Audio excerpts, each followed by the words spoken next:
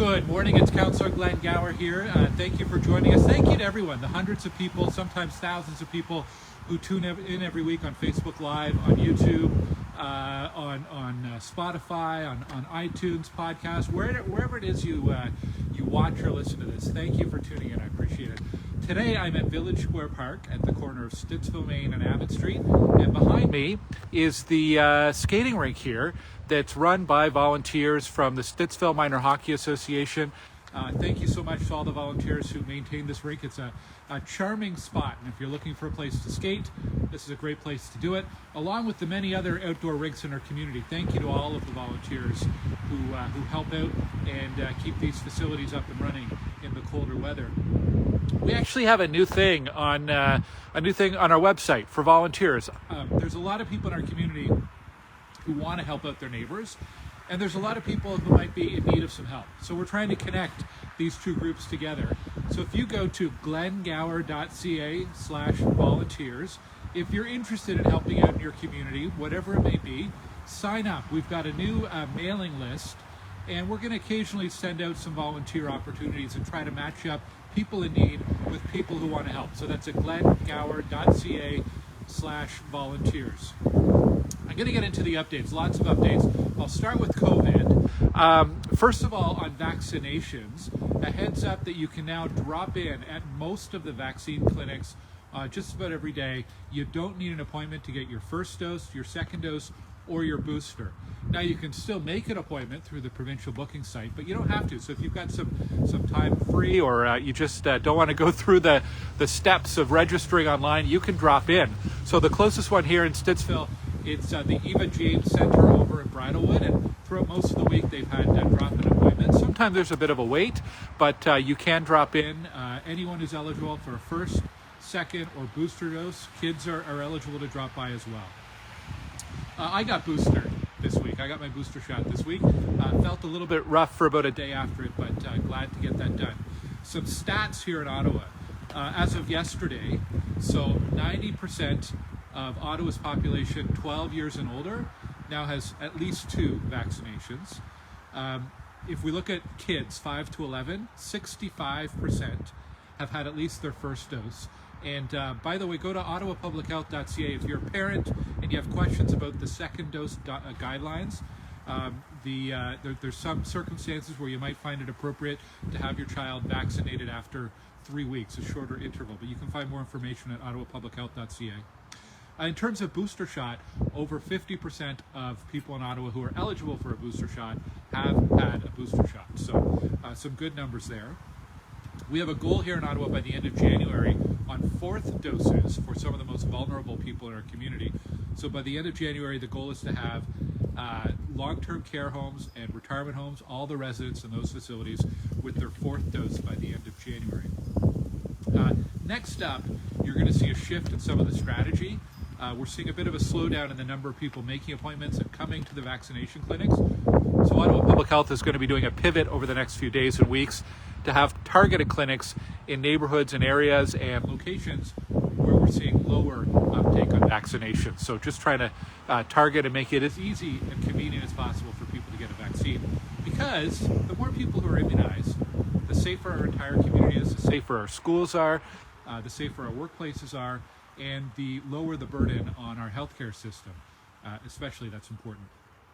I know a lot of people, parents, kids in the community, and teachers heading back to school on Monday, so I just wanted to let you know we're thinking about you. I know this is a difficult time and lots of anxiety and lots of stress around that for some people, but good luck with the back to school on Monday. I think it's great that we'll have kids back in school.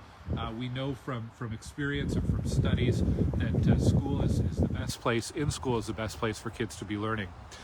And we're continuing under these provincial restrictions. Restaurants are closed, gyms are closed. Really want to remind and encourage residents to support local businesses. They need your support more than ever. If you're thinking of doing a takeout tonight, think about a Stittsville business, a local business. They could really use your support right now. Some other updates besides COVID. I've got a lot here. First of all, check out my website. There's lots of new information. We post stuff almost every single day. So some highlights of what we posted this week. The Transportation Master Plan, it's a big piece of policy work that the city's doing to update our road and transit and sidewalks and bike path, all of our transportation systems. There's two areas where we really want to get your feedback. One is on the active transportation plan, and the other is on draft policies. The active transportation plan stems from the feedback we asked for last year. We asked people to tell us where are the missing links in your community for sidewalks and for pathways. And there's now an interactive map where you can see all of basically the short list for projects. You can go in and share your comments on that.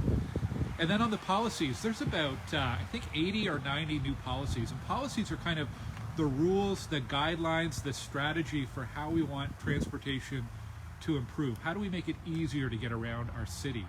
And so you can comment, you can read and comment on any of those policies. The information's on my website, glengower.ca. You can also go to engage.ottawa.ca.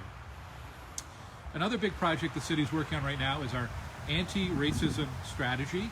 And there are two anti-racism strategy town halls happening in the next few days.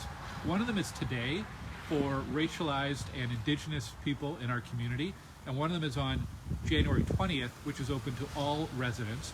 And again, you can find information on my website or at engage.ottawa.ca if you're interested in registering or participating in those events. Next year, the city's introducing a vacant unit tax. So this is on non-principal residences. If you've got a home, not your principal home, not your main home, but a secondary home, we're trying to cut down on the number of homes and apartments that remain vacant. It's one of the strategies we're using to combat the housing crisis. And posted some information earlier this week about that. Please have a look if that's something that may affect you or that you're interested in. January 20th, I believe that's this Thursday, we're doing a public meeting on a plan of subdivision for 1927 Maple Grove Road. That's in the Fairwinds area. It's a fairly small development on the north side of Maple Grove Road for some townhomes that are proposed, and you can find information on my website about that. We have a big snowstorm that's likely coming up Sunday into Monday, and so watch my website for updates on any parking restrictions that might come about. Whether or not there's parking restrictions, when we have a big snow dump, if you can, please take your car off the road. It helps with clearing, helps that happen quicker and more efficiently.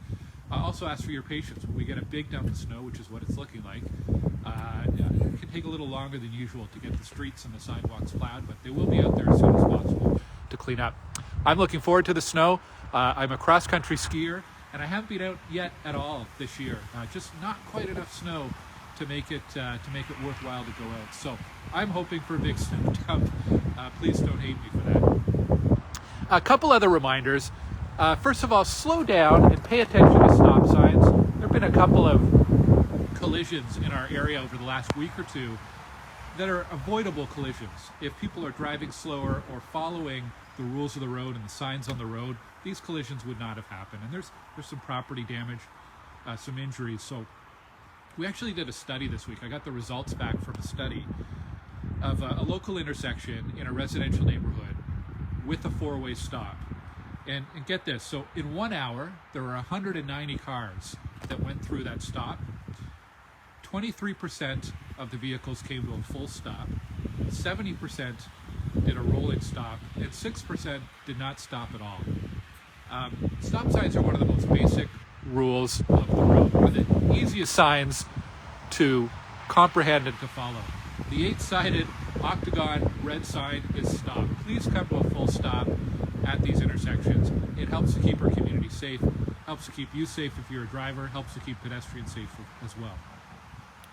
And my last reminder, we're in a tough time right now with the pandemic. It's been a long haul, almost 2 years. Please remember to be kind and be patient with your neighbors, with people working at your favorite store or service, with public health nurses who are doing vaccinations. A little more kindness and a little more patience from everyone will go a long way to helping us get through this. Thank you for watching this morning. I'm going to go warm up. Have a great week, and I'll talk to you next time. Take care.